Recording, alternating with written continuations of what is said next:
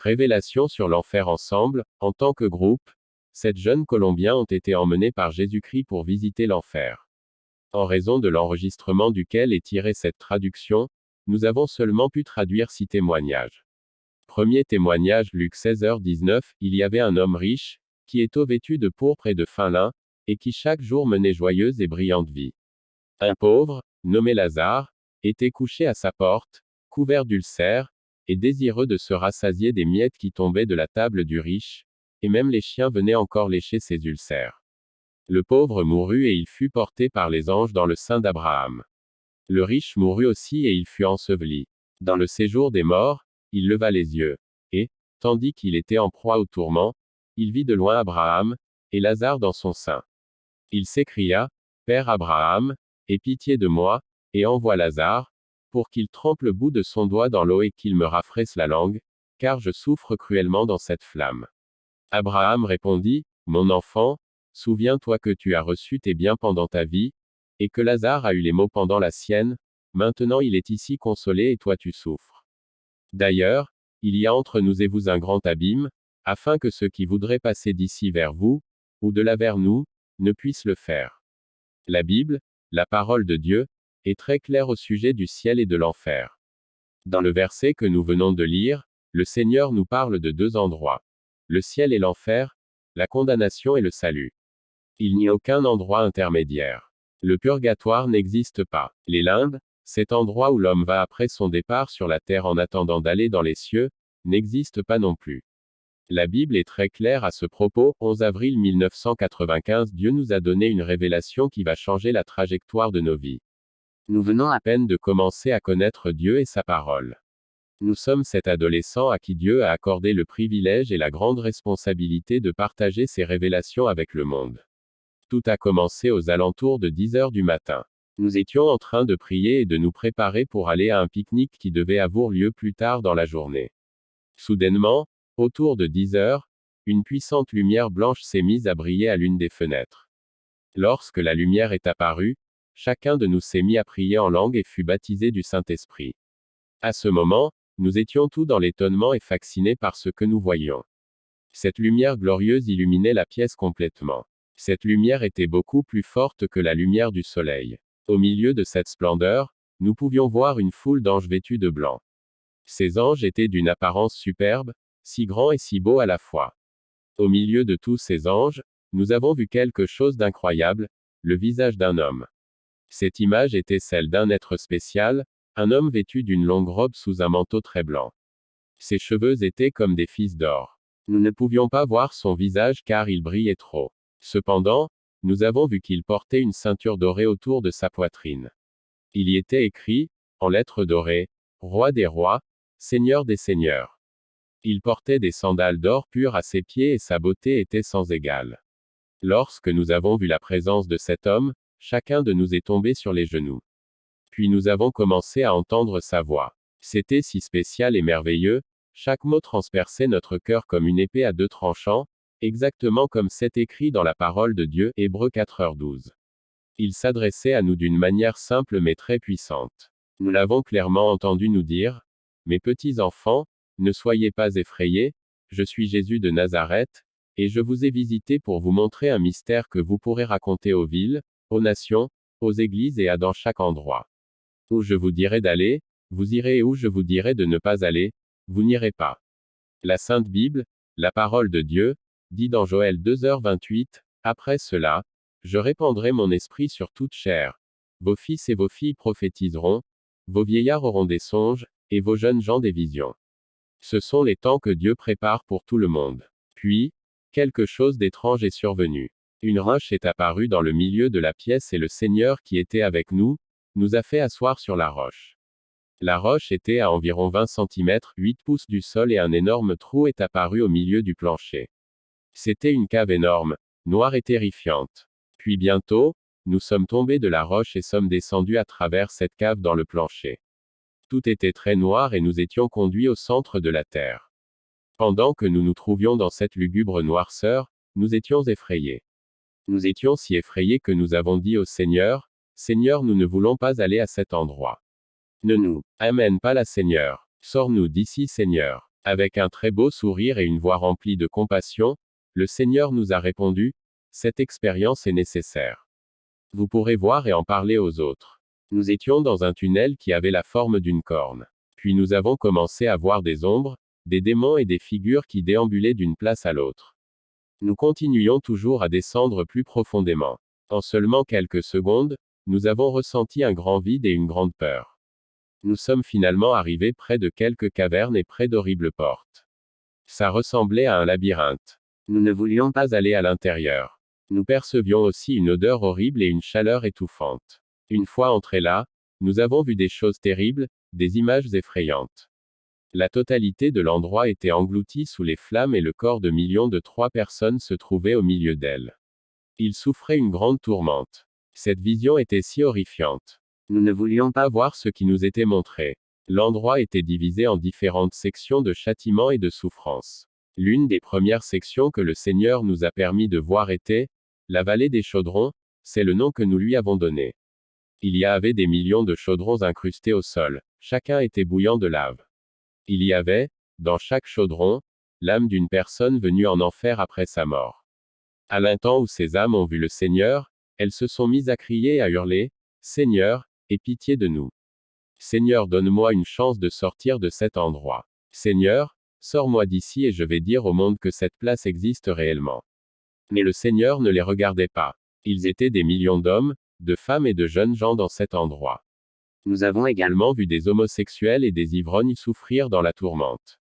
Nous voyions tous ces gens crier à cause de leur grande souffrance, nous étions sous le choc de voir à quel point leur corps était détruit. Les vers entraient et sortaient de leur bouche, de leurs oreilles et de leurs yeux désorbités. Les vers pénétraient aussi au travers leur corps. Cela concorde avec ce verset dans la parole de Dieu, Ésaïe 66/24 et quand on sortira, on verra les cadavres des hommes qui se sont rebellés contre moi, car leur ver ne mourra point et leur feu ne s'éteindra point, et ils seront pour toute chair un objet d'horreur.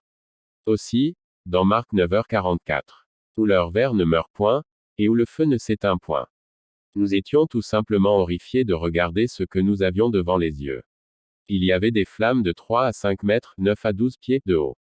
Et dans chaque flamme se trouvait l'âme de quelqu'un décédé, et atterri en enfer. Le Seigneur nous autorisa à regarder un homme qui se trouvait à l'intérieur de l'un des chaudrons. Il était à l'envers et la chair de son visage pendouillait en morceaux. Il restait là à regarder le Seigneur attentivement. Et puis il s'est mis à crier et à appeler Jésus. Il a dit, Seigneur, aie pitié. Seigneur, donne-moi une chance. Seigneur, sors-moi de cet endroit. Mais le Seigneur Jésus ne voulait pas le regarder. Il lui a simplement tourné le dos. Lorsque Jésus a fait cela, l'homme a commencé à le maudire et à blasphémer son nom. Cet homme était John Lennon, membre du satanique groupe de musique, les Beatles. John Lennon était un homme qui se moquait et riait du Seigneur durant sa vie. Il disait que le christianisme était pour disparaître et que Jésus-Christ serait oublié de tous. Cependant, cet homme est aujourd'hui en enfer et Jésus-Christ est vivant. Le christianisme n'a pas disparu non plus. Comme nous commencions à marcher sur les bords de cet endroit, les âmes étiraient leurs mains vers nous, suppliant pour de la pitié. Ils demandaient à Jésus de les sortir de là, mais le Seigneur ne voulait pas les regarder. Puis nous avons commencé à passer au travers différentes sections. Nous sommes venus dans la section la plus terrible de l'enfer, là où se déroulent les pires tourments, le centre de l'enfer. La forme la plus concentrée des tourments que l'être humain ne peut même pas exprimer. Les seules personnes qui se trouvaient dans cet endroit étaient ceux qui avaient déjà connu Jésus et la parole de Dieu. Ils étaient jadis pasteurs, évangélistes, missionnaires et toute cette catégorie de personnes qui avaient un jour accepté Jésus et connu la vérité, mais qui vivaient une double vie. 4. Il y avait aussi des rétrogrades, leur souffrance était 1000 fois pire que n'importe qui d'autre. Ils criaient et suppliaient le Seigneur pour de la pitié, mais la parole de Dieu dit, dans Hébreux 10h26-27, car si nous péchons volontairement après avoir reçu la connaissance de la vérité, il ne reste plus de sacrifice pour les péchés, mais une attente terrible du jugement et l'ardeur d'un feu qui dévorera les rebelles. Ces gens étaient là car bien qu'ils prêchaient, jeûnaient, chantaient et élevaient leurs mains dans l'église, il en était tout autrement dans la rue et à la maison. Ils étaient adultères, fornicateurs, menteurs et voleurs. Nous ne pouvons pas mentir à Dieu. La Bible dit que l'on demandera beaucoup à celui à qui on a beaucoup donné et on exigera davantage de celui à qui l'on a beaucoup confié. Luc midi 48. Dieu nous a aussi autorisé à voir deux femmes qui avaient un jour été des sœurs chrétiennes sur la terre mais qui ne vivaient pas une vie juste devant le Seigneur. L'une disait à l'autre, « Sois maudite misérable. C'est de ta faute si je suis dans cet endroit. Tu ne m'as pas prêché le saint évangile. Et parce que tu ne m'as pas parlé à propos de la vérité, je suis maintenant ici en enfer. » Elles pouvaient se dire ces choses au milieu des flammes et elles se détestaient l'une et l'autre car il n'y a pas d'amour, de pitié et de pardon en enfer. Ils étaient des milliers d'âmes qui avaient connu la parole de Dieu, mais leur vie n'était pas propre devant la sainte présence du Seigneur. Vous ne pouvez pas jouer avec Dieu, ni avec les flammes de l'enfer non plus. C'est exclamé le Seigneur, il nous aussi dit, mes fils, toutes les souffrances qu'il y a sur la terre, concentrées en une seule place, ne sont rien, rien comparé avec la souffrance qu'une personne éprouve en enfer. S'il n'en demeure pas moins que c'est atroce pour ceux qui souffrent le moins en enfer, imaginez combien pire c'est, pour ceux qui sont au centre de l'enfer, eux qui un jour ont connu la parole de Dieu mais qui ont marché éloignés d'elle. Puis le Seigneur nous a dit que nous pouvions jouer avec le feu sur la terre mais jamais avec le feu en enfer. Nous continuions à marcher à travers différents endroits et le Seigneur nous a montré plusieurs personnes différentes. Nous pouvions voir que les gens subissaient approximativement 6 sortes de châtiments différents. Il y avait des âmes tourmentées par des démons avec toutes sortes de punitions. L'une de ces terribles punitions était leur propre conscience qui disait, « Tu te rappelles lorsqu'il te prêchait, tu te souviens lorsque tu entendais la parole de Dieu et qu'il t'informait au sujet de l'enfer. Tu riais à propos de ça. » Leur propre conscience les tourmentait, tout comme les vers qui traversaient leur corps et comme le feu qui les brûlait des milliers et des milliers de fois plus que ce que nous connaissons sur la terre. C'est la récompense que le diable a pour tous ceux qui le cherchent et le suivent.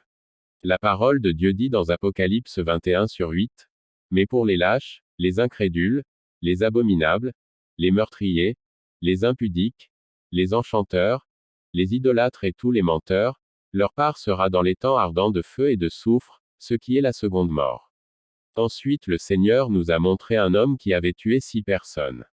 Ces 6 personnes l'entouraient et lui criaient, « C'est de ta faute si nous sommes ici, ta faute. » Le meurtrier tentait de boucher ses oreilles car il ne voulait pas les écouter, mais il ne parvenait pas à ne pas les entendre car en enfer, tous nos sens sont beaucoup plus sensibles. 5 Les âmes, dans ce lieu, étaient tourmentées par une soif intolérable. Et il n'était absolument pas possible de satisfaire cette soif, comme l'histoire de Lazare et de l'homme riche dans la Bible, Luc 16h19. L'homme riche qui s'est retrouvé en enfer désirait seulement une petite goutte d'eau. La parole du Seigneur dit dans Ésaïe 34/9, « Les tourments d'Édom seront changés en poix, et sa poussière en soufre, et sa terre sera comme de la poix qui brûle. » Dans ce lieu, chaque âme était au milieu du feu. Les gens voyaient des mirages de rivières d'eau cristalline au milieu du feu, mais lorsqu'il essayait de les atteindre, les rivières se transformaient en feu. Ils voyaient aussi des arbres remplis de fruits duquel s'échappait de l'eau, mais lorsqu'ils tentaient de les prendre, ils se brûlaient les mains et les démons les ridiculisaient. Puis Dieu nous a conduits vers un endroit bien pire que celui que nous venions de visiter. Nous avons vu le lac de feu et de soufre. Sur un côté de ce lac, il y en avait un plus petit. Dans le plus petit, se trouvaient des millions et millions d'âmes qui pleuraient et imploraient la pitié du Seigneur. Ils lui disaient, « Seigneur, s'il vous plaît, fais-nous sortir d'ici, ne serait-ce que pour un petit moment. S'il vous plaît, donne-moi la chance de sortir. » Cependant, le Seigneur ne pouvait rien faire pour eux car leur jugement avait déjà eu lieu. Parmi ces millions et millions de personnes, le Seigneur nous a permis de se concentrer sur un homme qui avait la moitié de son corps submergé dans le lac de feu. Le Seigneur nous a laissé entendre et connaître ses pensées. Le nom de cet homme était Marc. Nous étions abasourdis par les paroles que cet homme se disait en lui-même. Nous avons appris une leçon éternelle en entendant ses pensées. Je donnerai n'importe quoi pour être à votre place maintenant. Je donnerai n'importe quoi pour revenir sur la terre seulement une minute. Je m'en ficherai d'être le plus misérable, le plus malade, le plus détesté ou l'homme le plus pauvre de la terre, je donnerai n'importe quoi pour revenir. Seulement pour une minute sur la terre. Le Seigneur Jésus tenait ma main. Jésus a répliqué aux pensées de Marc en lui demandant, « Marc, pourquoi voudrais-tu revenir sur la terre ne serait-ce que pour une minute ?» D'une voix sanglotante et tourmentée, il a répondu à Jésus, « Seigneur, je donnerais n'importe quoi pour revenir sur la terre une seule seconde, simplement pour me repentir et être sauvé. Lorsque le Seigneur a entendu ce que Marc venait de dire, j'ai vu du sang qui provenait des blessures de Jésus et ses yeux étaient remplis de larmes. Puis il a dit, c'est trop tard pour toi Marc. Les vers sont maintenant ton lit et ils sont ta couverture. Ésaïe 14h11. Lorsque le Seigneur lui a dit ces mots, il a coulé dans le lac pour toujours. Malheureusement, ces âmes n'ont plus aucun espoir. Seulement nous sur la terre avons encore aujourd'hui, la chance de nous repentir et d'aller au ciel avec notre Seigneur Jésus-Christ. Je laisse maintenant ma sœur poursuivre ce témoignage. Merci. 6. Deuxième témoignage. Lupé, que Dieu vous bénisse, chers frères bien-aimés. Dans la parole de Dieu, lisons Psaume 18h10. Il abaissa les cieux et descendit. Il y avait une épaisse nuée sous ses pieds. Lorsque le Seigneur a étendu sa main vers la mienne, j'ai agrippé sa main et nous avons commencé à descendre dans le tunnel. Le tunnel s'obscurissait de plus en plus à un point tel que je ne pouvais plus voir mon autre main. Soudainement, nous avons passé quelque chose de noir et scintillant qui faisait du bruit. La noirceur était si dense que vos mains ne pouvaient pas trouver les murs du tunnel. Notre descente fut si rapide, j'avais l'impression que mon âme se séparait de mon corps. Peu de temps après, j'ai senti une odeur de pourriture, comme de la chair putréfiée. Cette mauvaise odeur empirait à chaque seconde. Ensuite, j'entendis la voix de millions et de millions d'âmes. Ils criaient, pleuraient et gémissaient sans relâche. J'étais si effrayé que je me suis tourné vers le Seigneur et lui ai dit, Seigneur, où m'as-tu emmené? Seigneur, aie pitié de moi. Le Seigneur m'a simplement répondu, il est nécessaire que tu vois ces choses, tu pourras donc les raconter à tous. Puis nous avons continué à avancer à travers ce tunnel en forme de corne, jusqu'à ce que nous arrivions à un endroit complètement noir. Comme si j'avais tiré un rideau extrêmement épais devant mes yeux. Et là j'ai vu des millions et des millions de flammes. Pire encore, j'entendais des cris d'agonie mais je ne voyais personne. J'étais vraiment effrayé. J'ai dit au Seigneur, oh, je t'en prie Seigneur, aie pitié de moi. Oh, je t'en prie, aie pitié de moi. Ne me laisse pas dans cet endroit. Pardonne-moi. À ce moment-là, je ne savais pas que je n'étais qu'une spectatrice de l'enfer, je croyais que c'était le jour des règlements de compte. Me tenant devant le Seigneur Jésus, je tremblais violemment car je croyais vraiment que cela était la fin de ma vie. Nous nous sommes avancés plus près d'une flamme qui se trouvait en avant de nous. Elle était gigantesque et brûlait férocement. J'ai continué à descendre tranquillement, apercevant des multitudes de flammes et entendant des millions d'âmes pleurer à l'unisson. Et puis j'ai vu une table de bois qui n'était pas consommée par le feu. Il y avait dessus ce qui semblait être des bouteilles de bière. Elles semblaient rafraîchissantes, mais elles étaient remplies de feu. Comme je regardais, un homme est soudainement apparu. Sa chair était presque toute détruite et ce qui restait de son vêtement était plein de boue et brûlé. Il avait perdu ses yeux, sa bouche et tous ses cheveux, à cause du feu. Il pouvait me voir, même s'il n'avait plus ses yeux. Je vous rappelle que c'est l'âme d'une personne qui peut penser, raisonner et vraiment voir, non pas vos corps naturels. Cet homme a étendu sa main amaigrie vers le Seigneur et s'est mis à pleurer en disant, Seigneur, aie pitié de moi. Seigneur, aie pitié de moi. Je souffre, je brûle, je t'en prie, aie pitié et sors-moi. De cet endroit, le Seigneur l'a regardé avec pitié et j'ai senti quelque chose de chaud dans ma main. J'ai regardé et c'était du sang, le sang de Jésus. Le sang du Seigneur provenait de sa main pendant qu'il regardait cet homme souffrant, englouti par les flammes.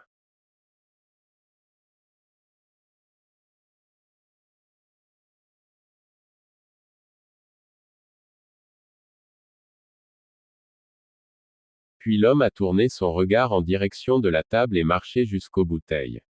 Il a s'est emparé d'une bouteille mais pendant qu'il s'apprêtait à y boire, du feu et de la fumée s'échappaient d'elle.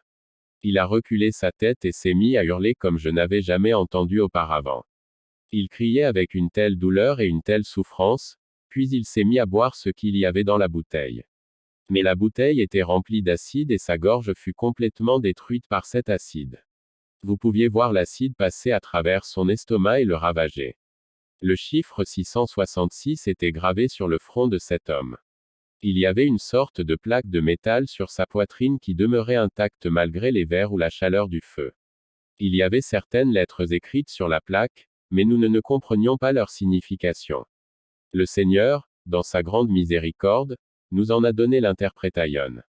Je suis ici car je suis un ivrogne. Il implorait le Seigneur pour de la pitié, mais la parole de Dieu est très claire lorsqu'elle nous dit, dans 1 Corinthiens 6h10, ni les voleurs, ni les cupides, ni les ivrognes, ni les outrageux, ni les ravisseurs, n'hériteront le royaume de Dieu. Le Seigneur m'a montré les dernières heures de cet homme sur la terre, exactement comme un film. Je voyais comme un gros écran de télévision qui me montrait ces dernières secondes avant sa mort. Le nom de cet homme était Louis et il était dans un bar. J'ai vu dans ce bar, la même table et les mêmes bouteilles. Autour de cette table se trouvaient ses amis. Je peux vous dire ceci maintenant, il n'y a qu'un seul vrai ami et son nom est Jesus Christ. Il est le fidèle ami. Louis buvait et ses amis aussi. Son meilleur ami a pris une bouteille, l'a brisée et il a commencé à poignarder Louis. Lorsqu'il a vu Louis gisant sur le sol, il s'est sauvé. Louis s'est vidé de son sang jusqu'à la mort. La chose la plus terrible c'est qu'il est mort sans le Seigneur. Au milieu de tout ça, alors que toutes ces âmes en enfer hurlaient, j'ai demandé au Seigneur, s'il te plaît dis-moi, est-ce que cet homme te connaissait? Était-il au courant de ton salut? Tristement, le Seigneur m'a répondu, oui Lupé, il me connaissait. Il m'avait accepté comme son sauveur, MAISL il ne me servait pas. À ce moment-là, je me suis senti encore plus apeuré. Louis pleurait encore plus fort et criait, Seigneur ça fait mal. Ça fait mal, je t'en prie, aie pitié de moi. Il étendait sa main vers le Seigneur, mais c'est ma main que le Seigneur a pris à la place et nous nous sommes éloignés des flammes en marchant. Les flammes qui consumaient Louis sont devenues de plus en plus violentes et il pleurait encore plus fort, aie pitié de moi Seigneur. Aie pitié de moi. Il fut alors perdu dans les flammes. Nous avons poursuivi notre marche. Cet endroit était si grand et effrayant. Nous approchions une autre flamme et j'ai dit au Seigneur, Seigneur, je t'en prie, je ne veux plus voir rien d'autre. Je te supplie de me pardonner. S'il vous plaît, pardonne-moi. Je ne veux pas voir ça. Alors j'ai fermé mes yeux, mais qu'ils fût fermé ou ouvert, je voyais quand même. Cette flamme baissait lentement et j'ai commencé à entrevoir une femme. Elle était couverte de boue et la boue était pleine de vers. Il lui restait très peu de cheveux sur la tête et son corps était durci par cette boue infestée de vers. Cette femme était consumée par les vers qu'il y avait partout sur son corps. Et elle criait, Seigneur, aie pitié de moi. Seigneur, aie pitié de moi et pardonne-moi. Regarde-moi, ça fait mal, aie pitié de moi, enlève-moi ces vers. Sors-moi de cette place de tourment car ça huit fait tellement mal. Le Seigneur l'a simplement regardé avec un grand chagrin. Lorsque nous tenions sa main, nous pouvions ressentir la douleur et la peine dans le cœur du Seigneur pour toutes ces âmes perdues qui brûleraient dans le feu de l'enfer pour l'éternité. Cette femme n'avait pas de yeux ni de lèvres, mais elle pouvait encore voir et ressentir. La douleur était plus grande. Elle avait une bouteille pleine d'acide dans les mains mais elle croyait que c'était du parfum. Je pouvais voir que c'était de l'acide et que ça brûlait son corps chaque fois qu'elle le vaporisait. Malgré tout, elle continuait encore et encore à vaporiser cet acide sur son corps. Elle persistait à dire que c'était un parfum très coûteux. Elle croyait également qu'elle portait un magnifique collier, mais je voyais un serpent enroulé autour de son cou.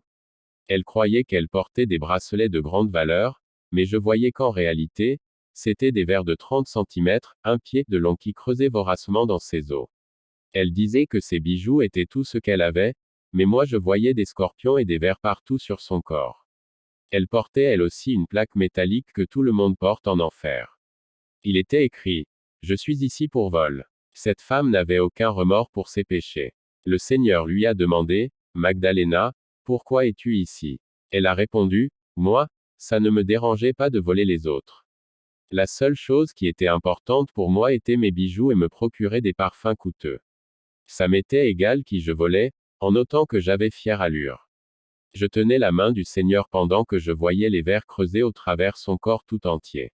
Magdalena tentait de se retourner cherchant quelque chose. Une fois de plus, j'ai demandé au Seigneur, Seigneur, est-ce que cette personne te connaissait? Et le Seigneur m'a répondu, oui, cette personne me connaissait. Magdalena regardait aux alentours en disant, Seigneur, où est cette femme qui me parlait de toi? Où est-elle? Je suis en enfer depuis 15 ans. Toutes les personnes en enfer se rappellent de tout. Magdalena continua à dire, où est cette femme? Je ne la vois pas. Je savais que son corps ne pouvait pas se retourner car sa chair demeurait dans la même position. Elle essayait de se tourner pour regarder dans d'autres flammes et trouver cette femme qui lui avait parlé de Dieu. Le Seigneur lui a répliqué, non, non, Magdalena, elle n'est pas ici. Cette femme qui te parlait à propos de moi, est avec moi dans le royaume des cieux. En entendant ces mots, elle s'est jetée d'elle-même dans les flammes qui la brûlaient bien davantage. Sa plaque métallique l'a condamnée comme étant une voleuse. Je veux que vous lisiez dans la parole de Dieu, à Ésaïe 3h24 au lieu de parfum, il y aura de l'infection. Au lieu de ceinture, une corde. Au lieu de cheveux bouclés, une tête chauve. Au lieu de large manteau, un sac étroit. Une marque flétrissante, au lieu de beauté. Comme nous poursuivions notre marche avec le Seigneur, j'ai vu une énorme colonne remplie de verre. Il y avait autour, une glissade faite d'un métal rouge et brûlant. Un panneau lumineux, qui pouvait être vu de partout, était accroché à la colonne. Sur ce panneau on lisait, Bienvenue tous les menteurs et les colporteurs, au bout de la glissade, se trouvait une lagune bouillante. Elle ressemblait à du soufre brûlant. Puis j'ai aperçu un homme complètement nu descendre de la glissade. À chaque descente, la peau des gens s'enlevait et collait sur les bords de la glissade. Et lorsqu'ils tombaient dans la lagune brûlante, leur langue s'étirait jusqu'à ce qu'elles explosent et puis les vers apparaissaient à la place de la langue. C'était le tout début des tourments. La parole de Dieu dit dans Psaume 73 sur 18-19, Oui, tu les places sur des voies glissantes, tu les fais tomber et les mets en ruine. Et quoi? En un instant les voilà détruits. 9 Après avoir vu tout ça, nous sommes sortis hors de l'enfer. Je veux simplement vous dire que les cieux et l'enfer sont beaucoup plus réels que ce monde physique que nous connaissons. C'est ici, que nous décidons quelle direction nous voulons prendre, passer l'éternité avec Jésus ou brûler en enfer. Le Seigneur nous a dit, sans la sainteté, aucun homme ne me verra, sans la sainteté aucun homme ne me verra.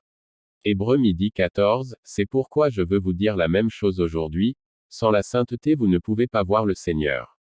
Troisième témoignage, Sandra, allons dans la parole, à Matthieu 10h28, ne craignez pas ceux qui tuent le corps et qui ne peuvent tuer l'âme, craignez plutôt celui qui peut faire périr l'âme et le corps dans la géhenne.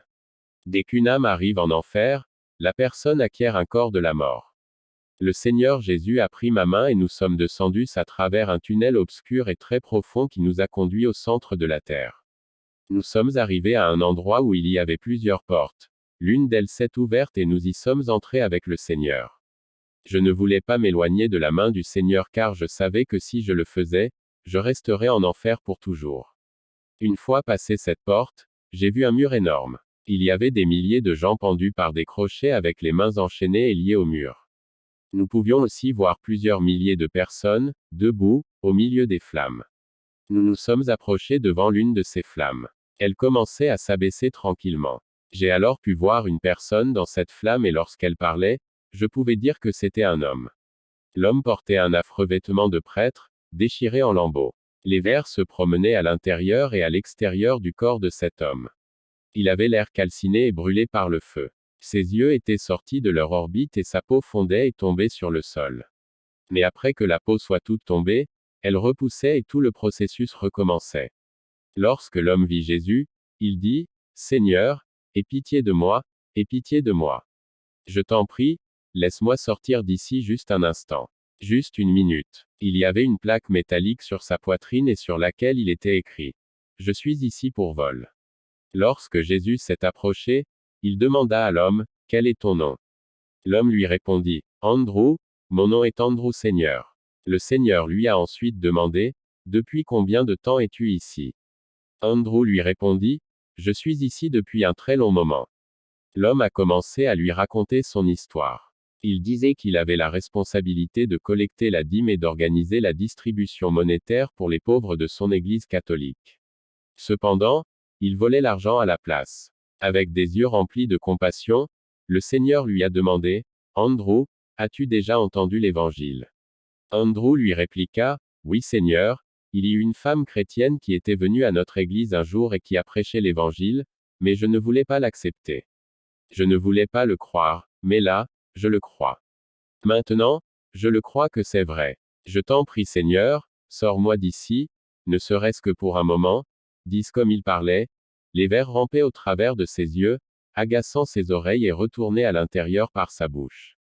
Il essayait de les enlever avec sa main mais c'était impossible. Il hurlait horriblement et ne cessait d'implorer la pitié de Dieu. Il ne cessait de demander à Jésus de le sortir de cette place. Pire encore, il y avait des démons qui le tourmentaient, transperçant constamment sa chair avec leurs lances. Les démons ressemblaient en tout point à ces poupées que nous avons sur la terre appelées les Jordanos. J'ai vu ces poupées en enfer, mais elles n'étaient plus des poupées. Elles étaient vivantes et démoniaques. Elles mesuraient environ près d'1 mètre de haut et avaient des dents très tranchantes. Du sang sortait de leur bouche et leurs yeux étaient complètement rouges. Elles poignardaient Andrew avec toute leur force et tous ceux qui étaient dans cette partie de l'enfer. Voyant cela, je demandai au Seigneur comment cela pouvait être possible qu'une poupée sur la terre soit exactement pareille à ce démon. Le Seigneur me répondit que ces démons étaient des esprits de tristesse. Continuant notre chemin, nous voyions des milliers de personnes dans la souffrance. Dès qu'une âme apercevait le Seigneur, elle essayait de le rejoindre de ses mains chétives.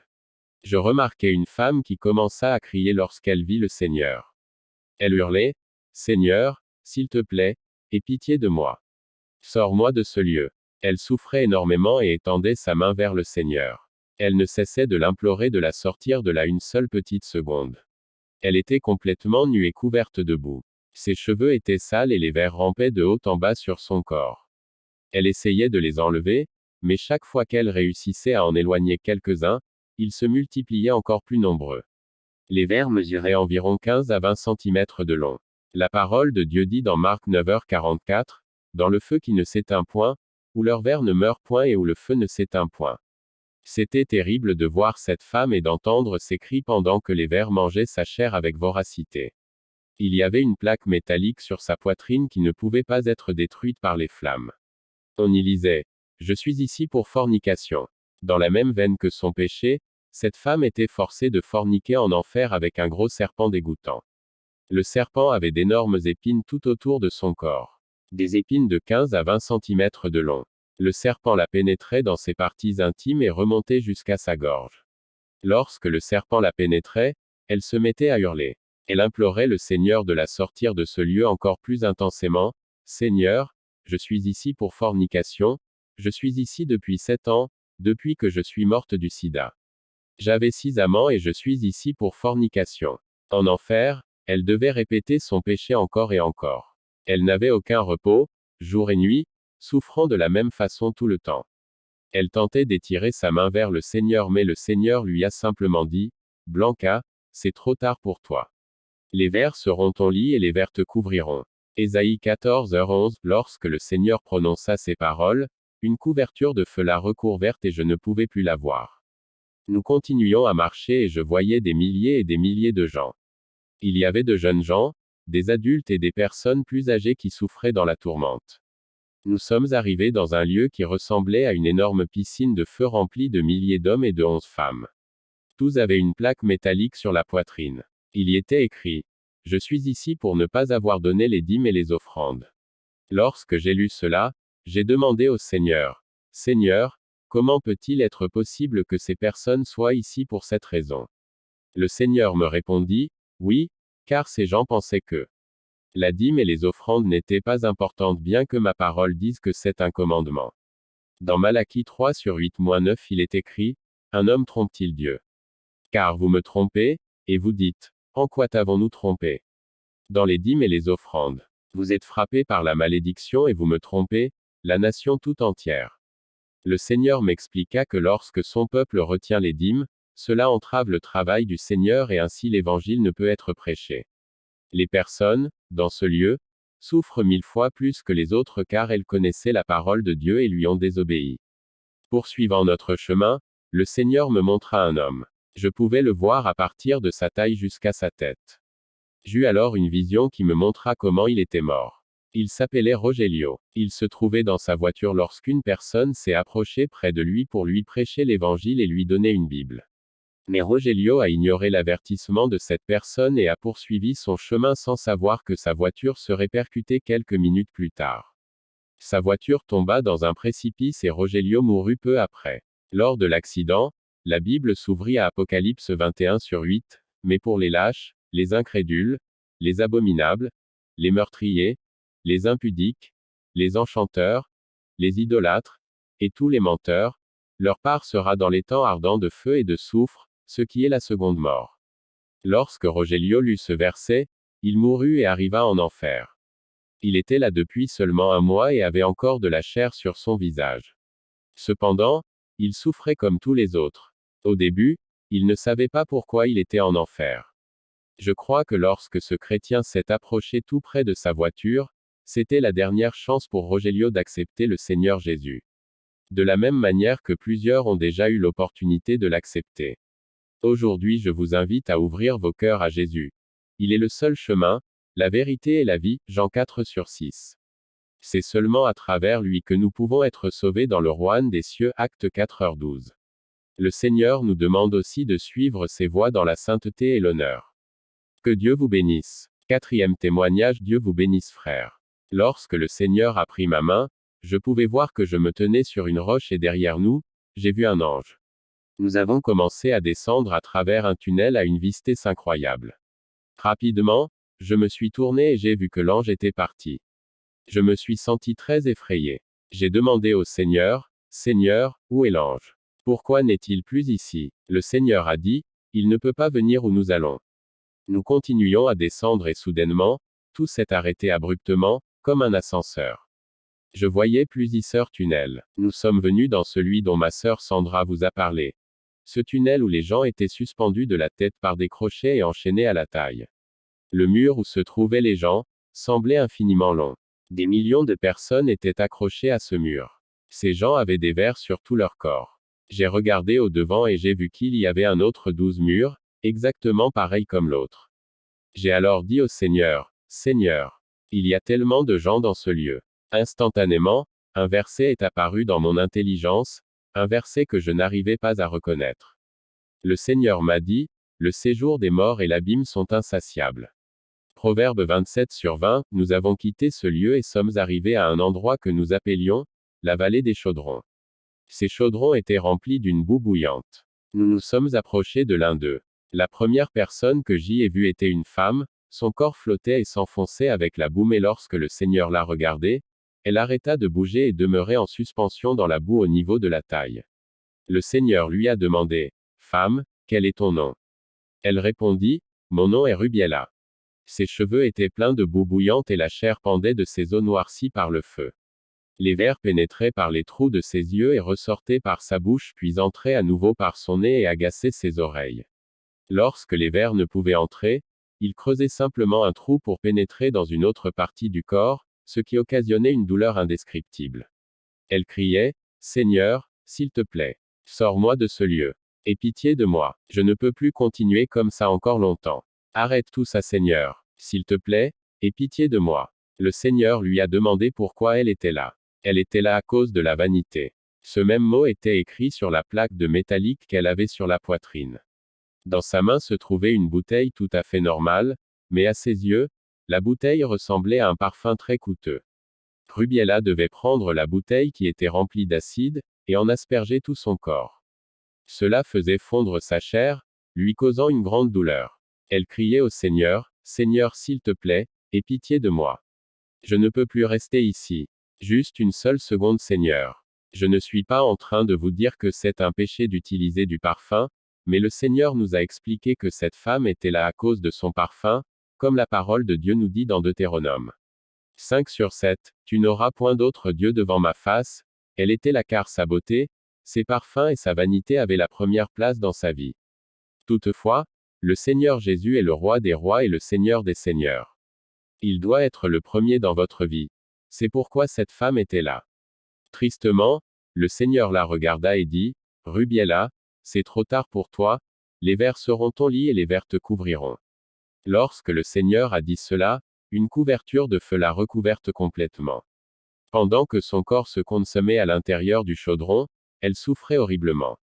Nous sommes alors partis loin de cet endroit et sommes arrivés dans un lieu où se trouvaient des portes gigantesques. Comme nous nous en approchions, elles se sont ouvertes pour nous. Derrière ces portes se trouvait une caverne géante. Tandis que je regardais, je voyais différentes couleurs qui bougaient comme un nuage de fumée. Soudainement, nous entendions de la musique, salsa, ballenato, rock et différentes sortes de musique populaire que les gens écoutent à la radio. Le Seigneur a fait un mouvement avec ses mains et nous avons vu des millions et millions de personnes accrochées avec des chaînes aux mains. Ils sautaient frénétiquement au-dessus du feu. Le Seigneur nous regarda et dit, regardez, ceci est le salaire des danseurs. Ils devaient sauter frénétiquement de haut en bas au rythme de la musique. Si c'était un air de salsa qui jouait, ils 13 devaient sauter au même rythme. Si c'était n'importe quel autre style de musique qui jouait, ils devaient sauter au rythme de cette musique. Ils ne pouvaient jamais arrêter de sauter. Mais pire encore, leurs chaussures avaient des talons mesurant 15 cm, 6 pouces de long. Toutes les fois qu'ils sautaient, ces talons perçaient leurs pieds et ils n'avaient jamais un seul instant de repos. Lorsque quelqu'un tentait d'arrêter, les démons venaient immédiatement et le poignardaient avec des lances, le maudissaient et disaient, Loul. C'est ton royaume maintenant. Loue Satan. Loul. Tu ne peux pas arrêter. Loul. Loul. Tu dois le louer. Tu dois sauter. Tu dois danser. Tu ne peux pas arrêter une seule seconde. C'était terrible car plusieurs de ces personnes étaient des chrétiens qui connaissaient le Seigneur mais qui se trouvaient dans des boîtes de nuit lorsqu'ils sont morts. Peut-être vous demandez-vous, où est-il écrit dans la Bible que c'est mal de danser? Dans Jacques 4/4, la parole de Dieu dit, adultères que vous êtes. Ne savez-vous pas que l'amour du monde est inimitié contre Dieu? Celui donc qui veut être ami du monde se rend ennemi de Dieu. Aussi dans 1 Jean 2h15-17, n'aimez point le monde ni les choses qui sont dans le monde. Si quelqu'un aime le monde, l'amour du Père n'est point en lui. Car tout ce qui est dans le monde, la convoitise de la chair, la convoitise des yeux et l'orgueil de la vie, ne vient point du Père, mais vient du monde. Et le monde passe, et sa convoitise aussi, mais celui qui fait la volonté de Dieu demeure éternellement. Souvenez-vous, le monde passera et tout périra, mais celui qui fait la volonté de Dieu vivra pour toujours. Mes amis et frères, lorsque nous avons quitté cet endroit, nous avons vu quelque chose qui ressemblait à des ponts qui divisaient l'enfer en différentes sections de torture. Nous avons vu un esprit marcher sur UNR Passerelle. Cet esprit ressemblait en tout point à une poupée que nous avions déjà vue sur la Terre. Ces poupées s'appellent Treasures Trolls, les trolls trésors. Ils ont différentes couleurs de cheveux, un visage de vieil homme mais un corps d'enfant, sans aura ni sexuel. Leurs yeux sont pleins de méchanceté. Le Seigneur nous a expliqué que ce sont des esprits de perte. Cet esprit avait une lance dans la main et marchait pompeusement sur cette passerelle, comme s'il faisait partie de la royauté. Comme nous marchions, il poignardait les gens en bas avec sa lance. Il les maudissait en disant, vous vous rappelez le jour où vous étiez à l'extérieur d'une église chrétienne et que vous ne vouliez pas venir à l'intérieur. Vous vous rappelez le jour où il vous prêchait et que vous ne vouliez pas écouter. Vous vous rappelez le jour où ils vous ont donné un dépliant de l'évangile et que vous l'avez jeté. Les âmes perdues tentaient de boucher l'endroit où se trouvaient jadis leurs oreilles. Ils répliquaient aux démons, tais-toi. Tais-toi, ne m'en dis pas plus. Je ne veux pas en savoir davantage, tais-toi. Cependant, l'esprit méchant éprouvait beaucoup de plaisir à le faire car cela causait beaucoup de douleur à leurs âmes. Nous avons continué à marcher avec le Seigneur. En regardant une masse de personnes, nous avons remarqué un homme qui criait plus fort que les autres qui brûlaient à cet endroit. Il disait, Père, Père, aie pitié de moi. Le Seigneur ne s'était pas arrêté pour le regarder avant cela mais lorsqu'il a entendu le mot, Père, il a tremblé et s'est retourné. Jésus l'a regardé et lui a dit, Père. Tu m'appelles Père. Non, je ne suis pas ton Père et tu n'es pas mon Fils. Si tu étais mon Fils, tu serais maintenant avec moi dans le royaume des cieux. 14. Tu es le fils de ton père le diable. Immédiatement, une couverture de feu est venue recouvrir son corps tout entier. Le Seigneur nous a raconté l'histoire de cet homme. L'homme l'avait appelé Père car il le connaissait. Il allait à l'église et écoutait Dieu à travers sa parole et a obtenu plusieurs promesses de Dieu. Nous avons donc demandé, qu'est-il arrivé Seigneur? Pourquoi est-il ici alors? Le Seigneur répliqua, il vivait une double vie. Il vivait d'une façon à la maison et d'une autre à l'église. Il croyait dans son cœur, eh bien, personne ne vit près de moi, ni le pasteur ou même un frère, alors je peux faire ce que je veux. Mais il a oublié que les yeux du Seigneur sont partout sur chacune de vos voies et que personne ne peut mentir et se cacher du Seigneur. La parole de Dieu nous dit, ne vous y trompez pas. On ne se moque pas de Dieu. Ce qu'un homme aura semé, il le moissonnera aussi. Galates 6/7, cet homme souffrait 1000 fois plus que les autres. Il payait une double condamnation, une pour ses péchés et l'autre pour avoir pensé qu'il pouvait tromper le Seigneur. Aujourd'hui, Les gens essaient de classifier la gravité des péchés. Ils croient que les homosexuels, les voleurs et les meurtriers sont de plus grands pécheurs que les menteurs ou colporteurs. Mais aux yeux du Seigneur, tous ces péchés ont le même poids et le même salaire. La Bible nous dit que le salaire du péché c'est la mort, l'âme qui pêche c'est celle qui mourra. Romains 6h23, Ézéchiel 18h20. Mes amis, mes frères, je vous invite à accepter l'invitation de Jésus. Jésus étendra sa main miséricordieuse vers vous si vous vous repentez. La parole du Seigneur dit qu'il sera accordé miséricorde pour celui qui change sa voie et qui se repent. C'est vraiment mieux d'y croire maintenant que d'attendre et de découvrir le pénible chemin plus tard. Dieu vous bénisse. Cinquième témoignage, la parole de Dieu nous dit dans Romains 6h23. Car le salaire du péché c'est la mort, mais le don gratuit de Dieu, c'est la vie éternelle en Jésus-Christ notre Seigneur. Lorsque nous sommes descendus là, je ressentais la douleur et j'expérimentais ce que c'était d'être mort. J'étais très effrayé par tout ce que je voyais. Je réalisais qu'il y avait beaucoup de personnes dans cette place, tout criait et pleurait. La noirceur était totale, mais avec la présence de Dieu, la noirceur se dissipait. Nous pouvions voir des milliers et milliers de personnes pleurer, réclamant aide et pitié. Ils criaient au Seigneur de les sortir de là. Nous ressentions une vive douleur car nous savions que le Seigneur souffrait énormément lorsqu'il les voyait. Plusieurs crient au Seigneur de les sortir de là seulement pour une seconde.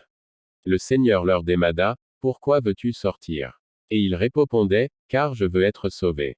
Je veux me repentir et être sauvé. » Cependant, c'était trop tard pour eux. Chers auditeurs qui m'écoutez en ce moment, maintenant est la seule opportunité de choisir votre destination éternelle. Vous pouvez choisir un lieu de salut éternel ou un lieu éternel de condamnation. Nous sommes ensuite descendus plus loin. Je pouvais voir que le sol sur lequel nous marchions était en train de se faire détruire par le feu. Boue et flammes s'en échappaient. Il y avait aussi 15 partout, une terrible odeur. Nous étions renversés et nauséeux à cause de cette odeur et des cris de ces gens. Nous avons vu un homme au loin qui était profondément ancré dans la boue brûlante à partir de sa taille. Toutes les fois qu'il levait ses bras, la chair sur ses os tombait dans la boue. Nous pouvions aussi voir une fumée grise à l'intérieur de son squelette. Nous avons demandé au Seigneur ce que c'était. Ce genre de fumée se retrouvait dans chaque personne en enfer. Le Seigneur nous a dit que c'étaient leurs âmes emprisonnées à l'intérieur de leur corps pécheur, comme il est écrit dans Apocalypse 14h11, et la fumée de leur tourment monte au siècle des siècles. Et ils n'ont de repos ni jour ni nuit, ceux qui adorent la bête et son image, et quiconque reçoit la marque de son nom. Nous avons commencé à comprendre plusieurs choses que nous ignorions sur la terre. Le message le plus clair était que notre vie sur la terre détermine où nous passerons l'éternité. Comme nous marchions main dans la main avec le Seigneur, nous réalisions que l'enfer comportait différents lieux avec différents niveaux de torture. Nous sommes venus dans un endroit où se trouvaient plusieurs prisons remplies d'âmes tourmentées. Ces âmes étaient tourmentées par plusieurs sortes de démons. Les démons maudissaient les âmes en leur disant, « Tu es maudit misérable, loup Satan. Sers-le comme tu le faisais lorsque tu étais sur la terre. » Ces âmes souffraient terriblement à cause des vers, et le feu était comme un acide sur tout leur corps. Nous avons vu 2 hommes à l'intérieur d'une cellule de prison, chacun avait un poignard dans la main et se poignardaient mutuellement. Ils se disaient l'un à l'autre, « Sois maudit misérable. C'est de ta faute si je suis ici. Tu m'as fait venir ici car tu m'as caché la vérité et tu ne m'as pas fait reconnaître le Seigneur. Tu ne m'as pas laissé le recevoir. Tant de fois j'en aurais eu la chance et tu ne m'as pas laissé l'accepter. Voilà pourquoi je suis tourmenté jour et nuit. » À travers une vision, le Seigneur nous a montré leur vie sur la terre. Nous les voyions ensemble dans un bar. Une dispute a éclaté et dégénéré en bataille. Ils étaient tous les deux ivres. L'un d'eux s'est emparé d'une bouteille brisée et l'autre a sorti un couteau. Ils se sont battus jusqu'à ce que chacun soit blessé mortellement. Ces 2 hommes étaient condamnés à répéter ce scénario pour toujours. Ils étaient aussi tourmentés par le souvenir de leur amitié sur la terre. Ils étaient alors de meilleurs amis qui s'aimaient comme des frères. Je veux vous dire aujourd'hui qu'il existe un seul vrai ami et son nom est Jésus de Nazareth. Il est le véritable ami. Il est l'ami fidèle qui est avec toi à chaque instant. En poursuivant notre marche, nous avons vu une femme à l'intérieur d'une autre cellule. Elle roulait dans la boue. Ses cheveux étaient tout emmêlés et boueux. À l'intérieur de cette même cellule se trouvait un long et gros serpent. Il bougeait tout près d'elle, entourant son corps et la pénétrait dans ses parties intimes. Elle était forcée d'avoir des contacts sexuels avec ce serpent. Dans ce lieu, tous les hommes et les femmes qui vivaient dans la fornication étaient obligés de répéter cela en enfer. Ils devaient faire cela avec un serpent qui était recouvert de piquants longs de 15 centimètres. Le serpent déchirait son corps chaque fois qu'il venait à l'intérieur d'elle. Elle pleurait au Seigneur lui demandant d'arrêter cela. Elle ne voulait plus souffrir. Fais que ça arrête. Je ne veux plus faire cela. S'il te plaît, arrête cela. Elle implorait le Seigneur pendant que le serpent venait à l'intérieur d'elle déchirant son corps encore et encore. Nous tentions de boucher nos oreilles à ces cris mais nous pouvions quand même l'entendre. Nous tentions encore plus fort de boucher nos oreilles, mais ça n'aidait pas. Nous avons dit au Seigneur, s'il te plaît Seigneur, nous ne voulons plus voir et entendre cela. S'il te plaît, le Seigneur a répondu, il est nécessaire que vous voyiez cela car vous pourrez en parler aux autres puisque mon peuple se fait détruire, mon peuple ignore le véritable salut, le véritable chemin vers le salut. Nous avons poursuivi notre marche et avons vu un lac gigantesque avec des milliers de personnes au milieu de flammes. Ils agitaient leurs mains demandant de l'aide mais plusieurs démons volaient au-dessus de ce lieu. Ces démons utilisaient des lances dont la tête était courbée en forme de S.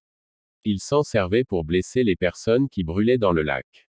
Les démons se moquaient et les maudissaient en leur disant, « Sois maudit misérable. Maintenant tu dois adorer et louer Satan. Loue-le comme tu le faisais quand tu étais sur la terre. » Il y avait des milliers et milliers de personnes. Nous étions effrayés, nous sentions que si nous ne tenions pas la main du Seigneur, nous serions laissés dans ce lieu horrible. Nous étions terrifiés par ce que nous ressentions. À cette distance nous avons vu un homme debout, agonisant et qui souffrait une grande douleur. 2 démons volaient au-dessus de lui et le tourmentaient. Ils creusaient dans son corps avec leurs lances et enlevaient ses côtes. Ils riaient aussi de lui durant tout ce temps. Même plus loin, le Seigneur me montra que l'homme était également tourmenté de s'inquiéter sans cesse pour la famille qu'il avait laissée sur la terre. L'homme ne voulait pas que sa famille atterrisse dans le même endroit de tourment. Il était préoccupé car il n'avait jamais transmis le message du salut. Il était tourmenté car il se rappelait qu'une fois, il avait eu la chance de recevoir ce message. Il était une personne très importante pour transmettre ce message à sa famille, mais il a préféré l'ignorer et maintenant, il était préoccupé à propos de sa femme et de ses fils. Les tourments continuaient et pendant que les démons coupaient ses bras, il tomba dans la boue brûlante. Dû à la douleur de la boue qui brûlait, il remuait comme un ver, d'une place à l'autre. La chair tombait de ses os à cause de la chaleur. Puis il a commencé à glisser comme un serpent, tentant de sortir de là. Mais chaque fois qu'il essayait, les démons le repoussaient et il coulait encore plus profond dans la boue. Nous avons ensuite vu un nombre de démons dans un endroit. Quelque chose a capté mon attention, j'ai remarqué que l'un des démons avait une aile manquante. J'ai demandé au Seigneur, « Seigneur, pourquoi ce démon a-t-il une aile manquante ?» Le Seigneur dit, « Ce démon a été envoyé sur la terre pour un but mais il n'a pas pu accomplir sa tâche et il a été retourné en enfer par l'un des servants de Dieu. Puis Satan est venu, l'a puni et a coupé l'une de ses ailes. » Nous avons alors compris qu'en tant que chrétiens, nous avons toute l'autorité et la puissance dans le nom de Jésus pour bannir les démons et les principautés. Chers amis qui entendez ces mots en ce moment, ce témoignage n'est pas pour la condamnation mais pour le salut. Vous pouvez donc vous examiner vous-même et regarder la condition de votre cœur devant le Seigneur. Ceci est pour que vous changiez vos voies pour le salut et non pour la condamnation. Maintenant, élevez votre cœur devant le Seigneur et confessez vos péchés. Ainsi 17 donc, si le Seigneur venait en ce moment même, vous pourriez aller avec lui au lieu d'aller dans cet endroit de tourment où il y a des pleurs et des grincements de dents. Là, vous comprendrez vraiment pourquoi Jésus nous a rachetés à grand prix à la croix du Calvaire. Nous avons vu plusieurs personnes en enfer qui ignoraient pourquoi elles se trouvaient là. Leur vie était remplie d'activités qu'ils ne pensaient pas être des péchés. Cher ami, examine-toi toi-même. Ne crois pas que mentir, voler et être vaniteux sont des choses acceptables. Ce sont des péchés aux yeux du Seigneur. Chers frères, détournez-vous de ces choses et arrêtez de les faire. Je vous donne ce message pour que vous puissiez cesser de pécher obstinément et ainsi regarder davantage la face du Seigneur. 6e témoignage Psaume 62/13, à toi aussi, Seigneur. La bonté, car tu rends à chacun selon ses œuvres. Le matin que le Seigneur nous a visités dans cette pièce, il nous a pris par la main et nous avons commencé à descendre. Mon cœur était rempli de peur, je ne peux même pas le décrire.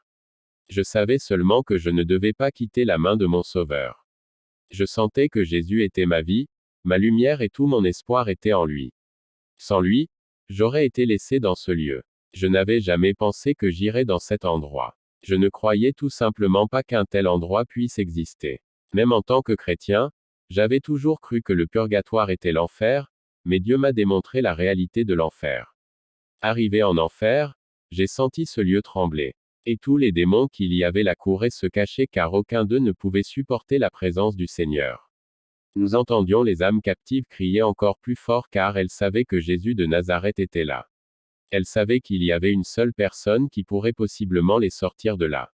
Ils avaient cet espoir, même si c'était un faux espoir. Nous marchions main dans la main avec Jésus et sommes arrivés à la section de la fornication. Jésus s'est retourné pour regarder une femme totalement recouverte par le feu. Quand Jésus l'a vue, elle a commencé à sortir tranquillement du feu mais ses souffrances ne cessaient point. Elle était nue et nous pouvions voir toutes ses caractéristiques physiques. Son corps était sale et sentait très mauvais. Ses cheveux étaient désordonnés et elle avait également de la boue vert jaunâtre sur son corps. Elle n'avait plus de yeux et ses lèvres tombaient en morceaux. Elle n'avait plus d'oreilles, seulement les trous. Avec ses mains, dont les os étaient carbonisés, elle prenait la chair qui tombait de son visage et tentait de la remettre en place. Mais cela lui causait encore plus de douleur. Elle s'est alors mise à trembler et à crier plus fortement. Ses cris étaient interminables. Elle était pleine de vers et un serpent était enroulé autour de ses bras. Il était très épais et avait des épines autour de son corps. Cette femme avait aussi le chiffre 666 gravé sur son corps.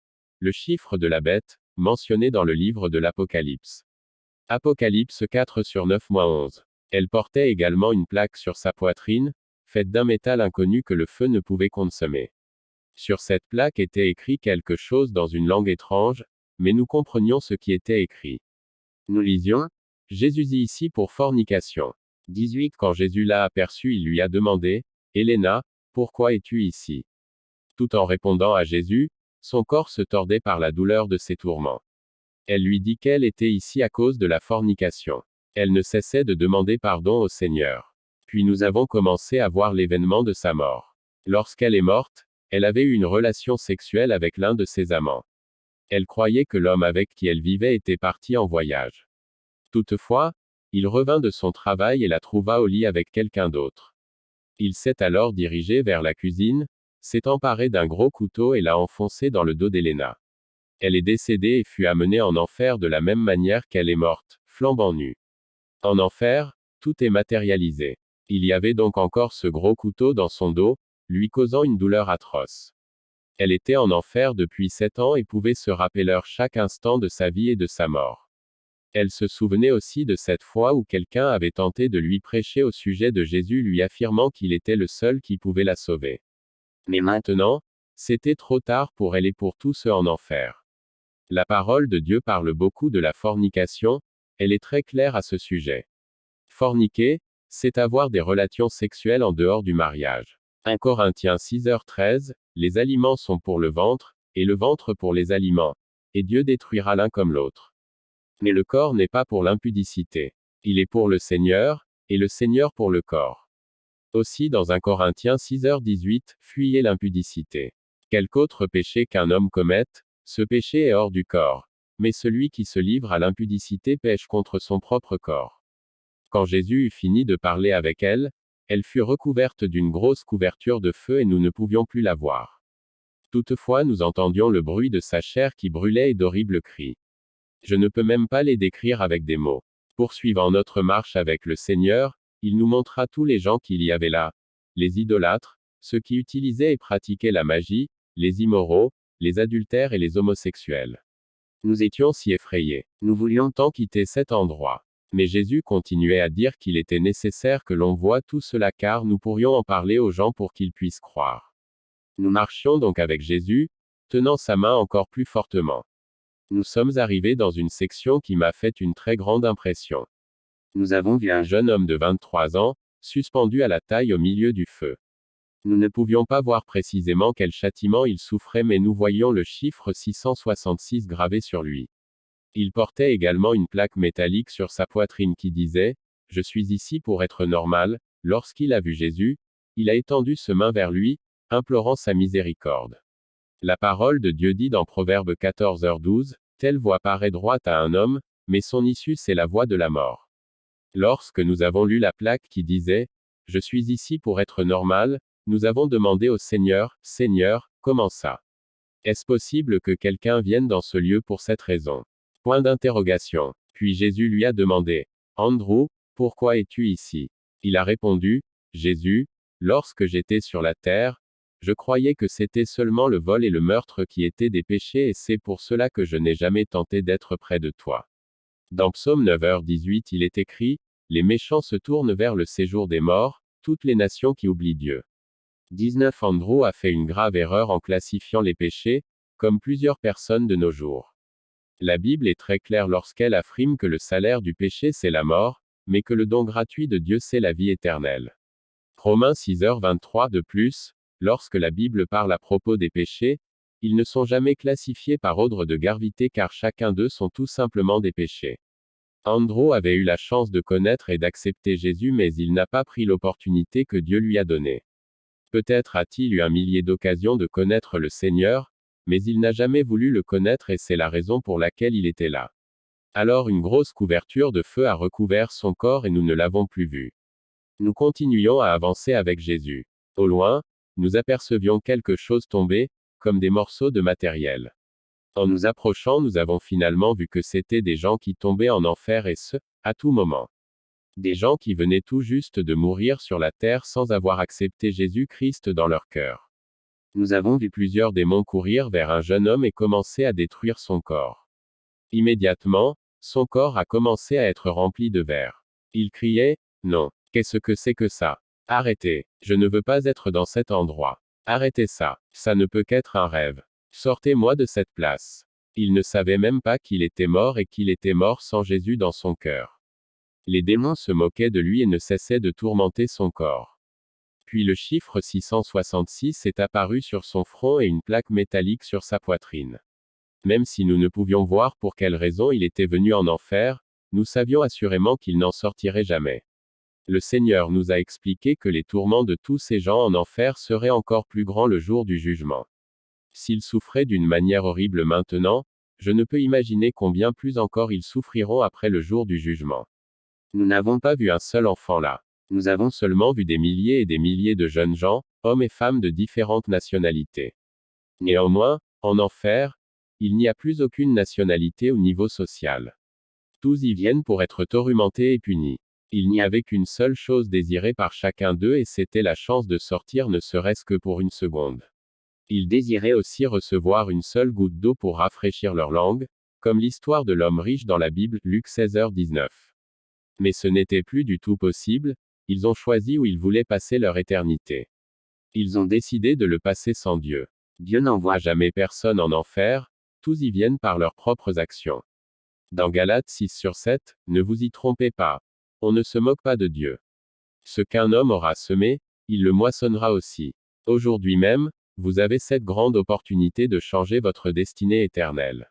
Jésus est encore disponible et la Bible dit que tant que nous avons la vie, nous avons l'espoir. Aujourd'hui vous avez la vie, ne manquez pas cette opportunité, elle pourrait être la dernière. Dieu vous bénisse. Révélation sur l'enfer.